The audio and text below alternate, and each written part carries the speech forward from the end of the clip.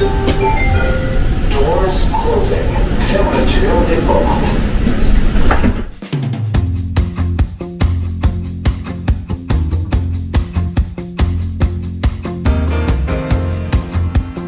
Welcome to Crosstracks, the Ottawa O-Train podcast. I'm your host, Clinton DeVoe. Sit back and enjoy the ride, and remember, as Johnny Cash sang, I hear the train a-comin'.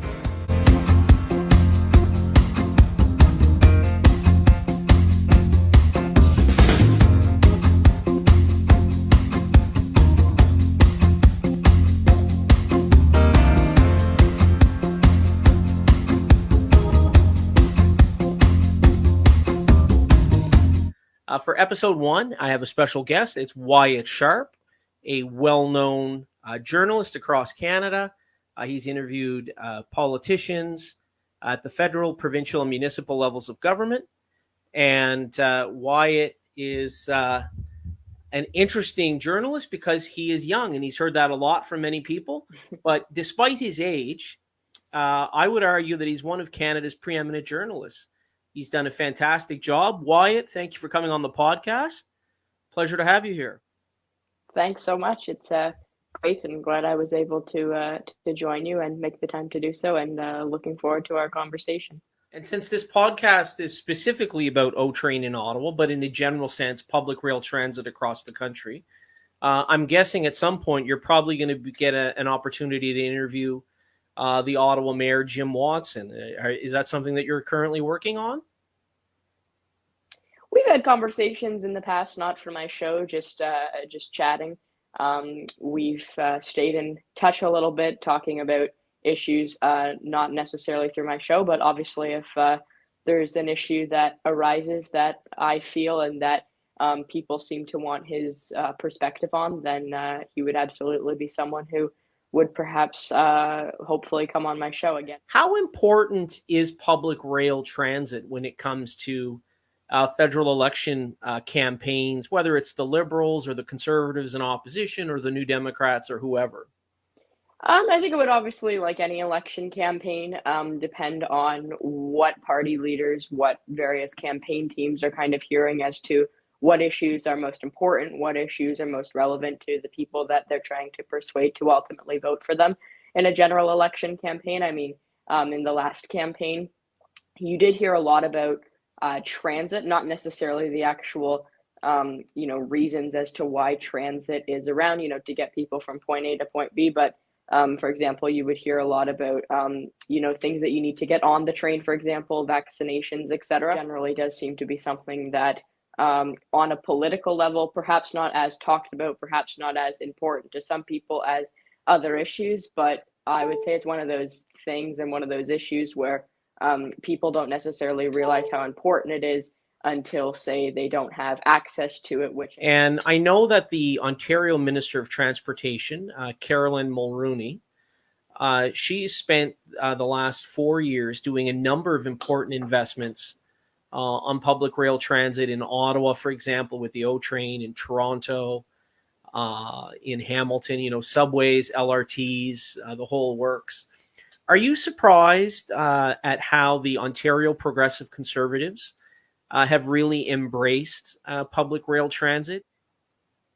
Yeah, I mean, I think public transit and whether it's, trains or whether it's, say, buses or whatever the case may be, obviously, various governments need to address those types of things accordingly because a large portion of the population who, say, don't have access to, cars or any other type of automobile, they obviously rely heavily on things like public transit. And so governments, again, whether it's federal, provincial, or municipal, they have to be able to address those issues accordingly because obviously in an election campaign, those types of people will be looking at, okay, who helped me over the past little while get again from point A to point B? Did the government help with this? What kind of infrastructure, what kind of transit investments were they making? I think on an issue like public transit, it's probably not necessarily an issue that a lot of people would necessarily think about up until it's not available to someone and up until it's not something that people can rely on an everyday basis. The government of Canada, the federal Liberal Party, Prime Minister Justin Trudeau, he announced last year that starting in 2026, the federal government wanted to put together a public rail transit fund where they would set aside $3 billion each year that Canada's big cities could access, for things like subways and LRTs and those kinds of things. As we get closer to 2026 and we start to see greater urbanization of Canada, where we see populations increasing even more in Toronto, even more in places like Ottawa, and other cities across the country, whether it's Vancouver or Calgary or what have you. Do you see, as we get closer to that timetable of 2026, that this public rail fund that the government of Canada has set up is going to become a kind of a hot political issue, or do you think it's something that's going to kind of remain in the back burner? But obviously things like that are important. It's how things get done within the country, and the example that you mentioned is something that that would also apply to be true, that it is something that is important, and without it, obviously public transit would be worse off. And have you had an opportunity to interview the Ontario Minister of Transportation, Caroline Mulroney? I'm curious if that's someone that you've interviewed, and if you have, what was your experience like with her, and those kinds of things? Yeah, so I did. I chatted with her one time. I've seen her at Queen's Park, and she's been on my show before. And just, chatting with her, she's, again, as you mentioned, the Ontario Minister of Transportation. She oversees lots of stuff. When we chatted, we talked about Metrolinx.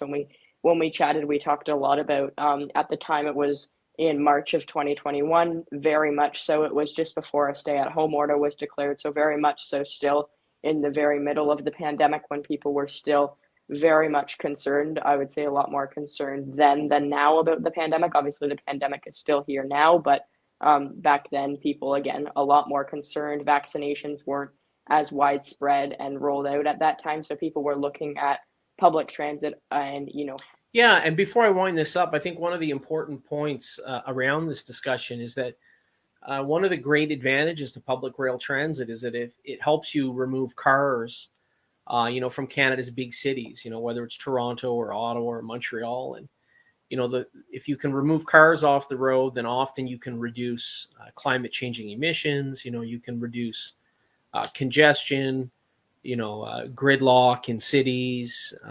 You can reduce road and surface noise just from all the traffic. There's a number of great benefits to it as well. But Wyatt, I want to thank you for coming on the podcast. It's been a lot of fun. Is there anything you'd like to add before we kind of wind this up? Just, again, thank you very much for having me, and it's been great chatting about, obviously, the role that public transit plays in the lives of everyday people. Obviously, it plays for some people it plays, say, a smaller role, and for other people it plays a very big role, getting them to places on an everyday basis. And so sometimes issues like this can be overlooked. They don't necessarily impact people as much as others, but to the people they do impact, it's obviously still a very important issue, and an issue that deserves just as much attention as, say, any other big political issue in the country. Doors closing. Fermeture des portes.